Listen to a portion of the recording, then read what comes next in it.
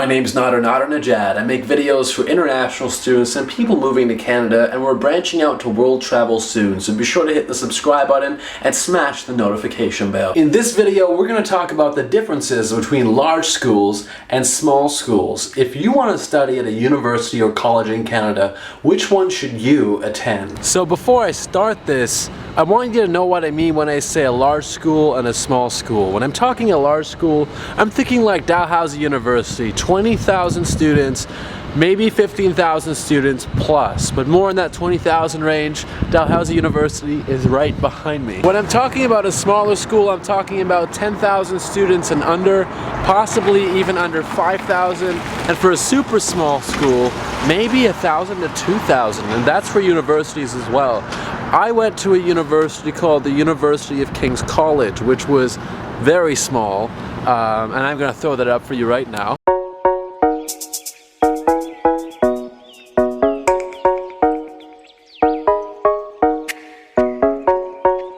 So I went to King's, and there was, just a couple thousand people or less that went to this school, and it did have some perks and it also did have some downsides, and in this video I'll be telling you about both.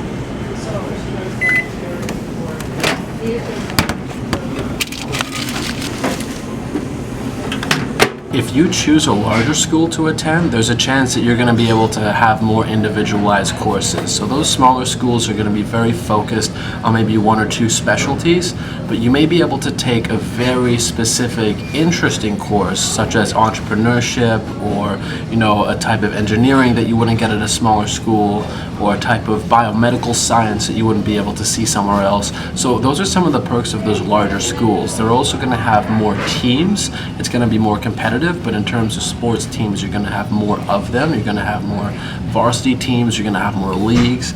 And again, if you try out for them, there's a chance you may get cut, which isn't something that happens at a smaller school. But again, with a larger school, you're going to have more of those teams. You also have facilities. So at larger schools, you might have, just a better looking school overall. You might have larger buildings or a larger gym, or there's more students going there, so there's more money to fund those things. With a smaller school, you're gonna have, really personalized but smaller things as well. So if you're thinking about whether going to a larger school or a smaller school, it's really going to come down to a couple of factors. And one of that is how much individual attention you need in school. See, one of the perks of being in a smaller school is that you're going to get that one-on-one time with professors. You're going to get that one-on-one, mentorship. You're going to get that help. But that also has a downside. If you just want to go to school and get out as quickly as possible, and you don't actually want to invest extra time into it, then you should probably go to a larger school. See, with a smaller school, you might get more one-on-one time, but with that time comes accountability.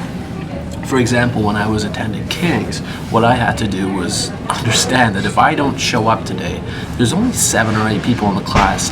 People are going to notice it, professor's going to notice it, and I'm going to have to sit there for 10 or 20 minutes afterwards explaining why I wasn't there. Or I'm going to have to be personally accountable to this. So it ends up feeling almost like a job. Whereas school at a large university, some professors don't really care whether you pass or you fail.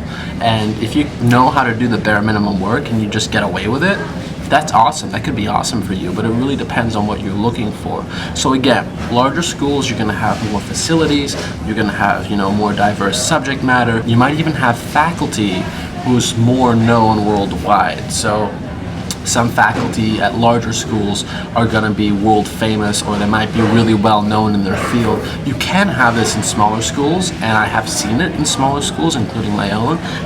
Professors who have an incredible breadth of knowledge and know a lot of things, and have great reputations, not only in the community, but worldwide to a certain extent.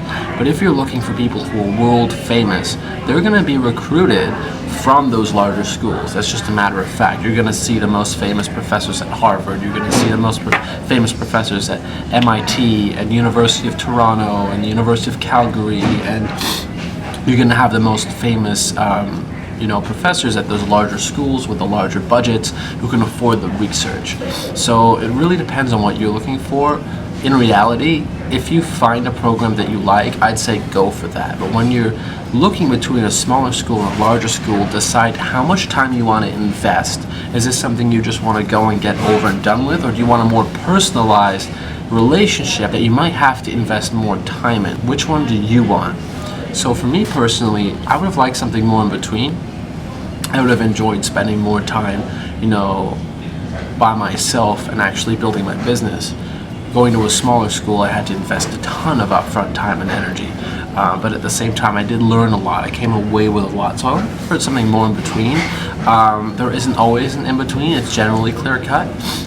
So I'd say if you're deciding where to go, find the course that stands out, go visit the university, and just get a general feel of it. But keep what I said in mind. Are you looking for prestigious faculty? Are you looking for more specialized programs? Or are you looking for more individualized one-on-one time that you may have to invest more time into?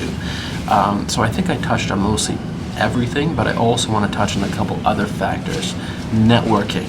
Is it easier to network at a larger school or a smaller school? This is going to depend on you. If you aren't very good at speaking to people, then it might help you to be in a smaller school. You'll be able to form that web, that connection much quicker. But the thing with me is I talk to everybody. So I was pretty much done speaking to everybody in school, like the entire school, within the first week. So for me, networking would have been much better at a larger school like Dalhousie. Now I did take courses at Dalhousie, but see, the thing is, had I spent more time there, I would have been able to form, a wider array of networks. I would have been able to make more friends who were, doing different things. Things with smaller schools is that it becomes very culty. There are people who focus in on the same things. Everyone is pretty much the same to a certain extent. And what I really enjoy is being able to have selections, have options. And I tend to be kind of loud, and I make a name for myself very quickly. And you know what you say, you can't really change first impressions. I create a first impression like that in the whole school, and I don't get to make new ones again. So I have to go 3 years being the same person, repeating the same schedule. So it really depends on what you're looking for, what you're trying to get out of it.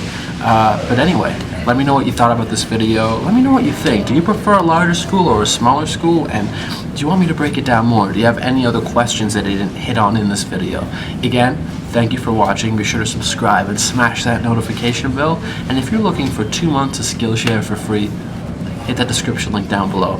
I got you covered. Thanks for watching.